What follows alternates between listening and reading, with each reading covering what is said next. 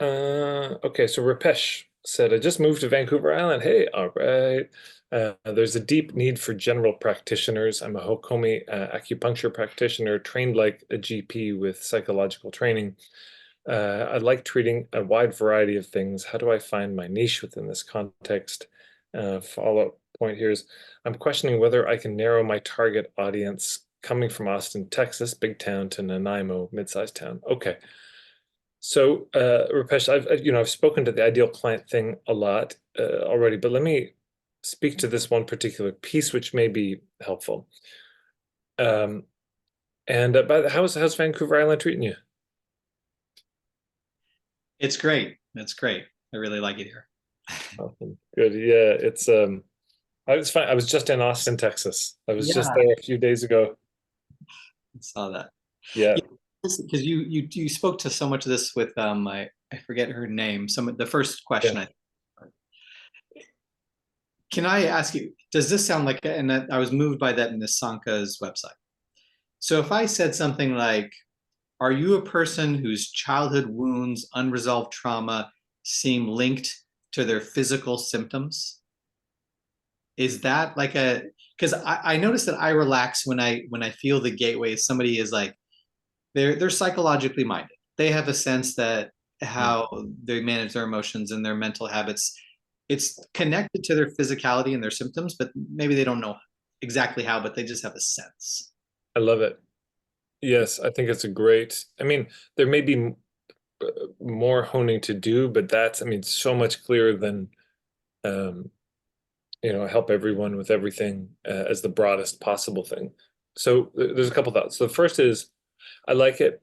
Um, and just to lift up for everyone else, what's good about this as a kind of island A is the symptom, the problem, is whenever we're looking at island A, which is where they are when they find us, we're looking at a situation they're in, something that they would recognize.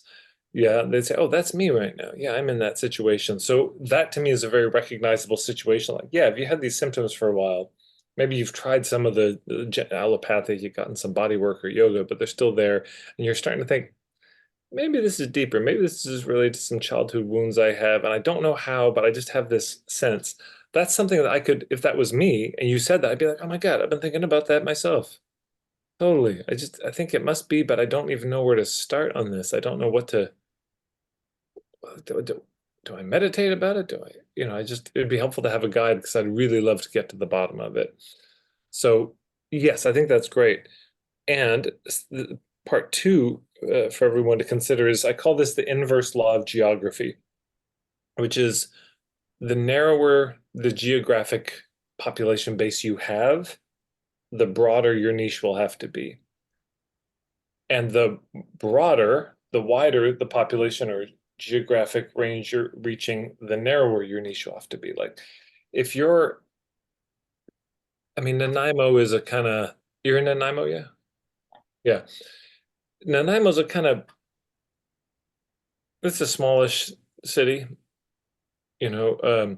Now there's a lot of surrounding towns and such, but if you're just marketing locally, you won't be able to market or niche as narrow as you would in like London, England, or Austin, Texas, or on the internet. I mean, if you're on the internet, it's just I dare you, everybody, try to be too niched. Try to be too narrow on the internet.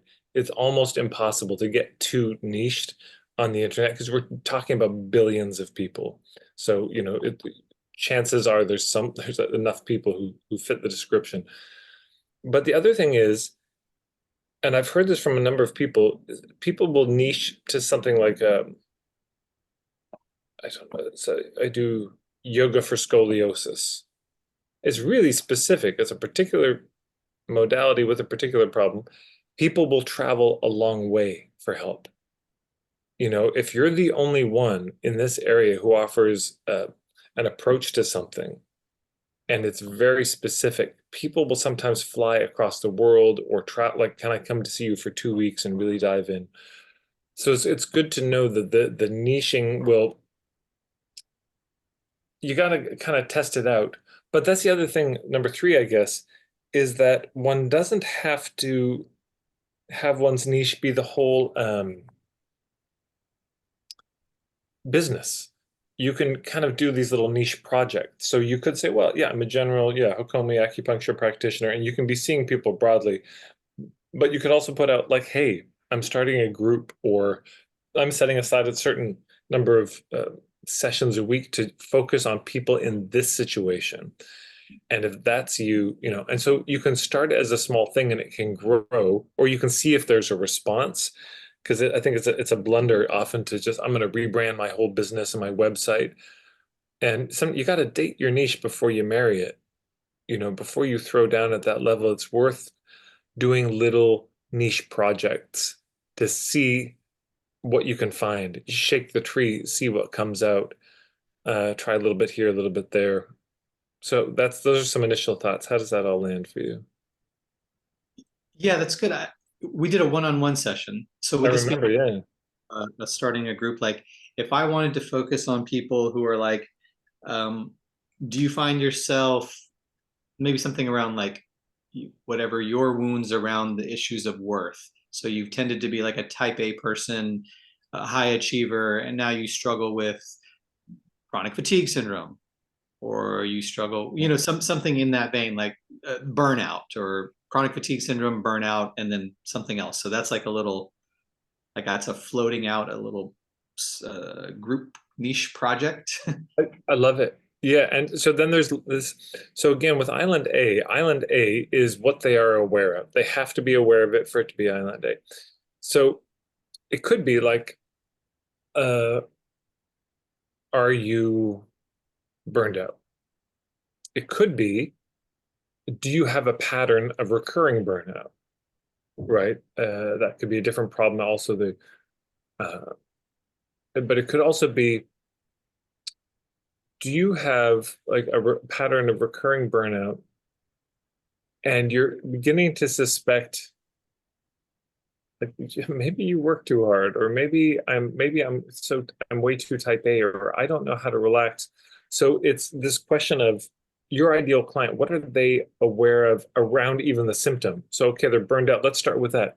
But is there anything they're secretly suspecting about it? Is there anything that they're considering might be the cause? Is there any other thoughts, any other awareness? Because that can then go into the headline. Like, not just are you burned out, but are you burned out and you're looking at it in this way? You're thinking it might be this. That's just going to establish more relevance and credibility right off the top. But I think that could be a fantastic thing. Hey, it's a small group program. I'm going to do it for 3 months, just to see, how this goes. Is this something you went through yourself, kind of type A burnout? Yeah, yeah. That's a good sign, by the way. It means you have something to say about it. It means you've got a story that will relate to these people. So, given that, I would absolutely try that. I would just, start shaking the tree, because not every practitioner deals with that. Mhm. I do back pain, I do digestive issues, I do reproductive issues, I do the whole like helping people deal with stress and burnout is peripherally what a lot of people do, but it's not specifically uh, what a lot of people do. And I think you probably get a good response on it. Yeah, I know it's this.